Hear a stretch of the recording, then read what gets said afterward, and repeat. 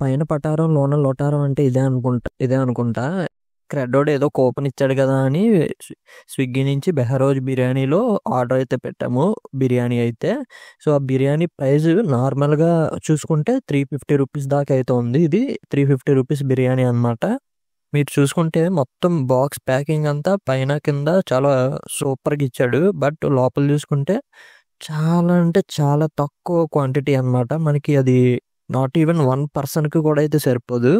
And biryani taste అయితే అస్సలు చెప్పక్కర్లే, అంత బ్యాడ్గా అయితే ఉంది. సో చాలా స్వీట్గా ఉంది, అసలు స్పైసీనెస్ లేదు.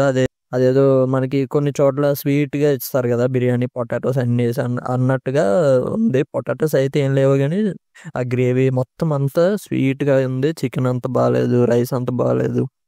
సో వెరీ బ్యాడ్ ఎక్స్పీరియన్స్ అనమాట. స్విగ్గీ వాడికి కంప్లైంట్ చేస్తే ఆడు మాకేం సంబంధం లేదంటాడు.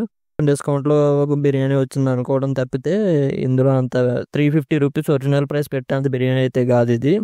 సో మీరు కూడా ఎప్పుడైనా బెహరోజ్లో బిర్యానీ తినుంటే మీ ఎక్స్పీరియన్స్ ఏంటో కింద కామెంట్ సెక్షన్లో అయితే చెప్పండి.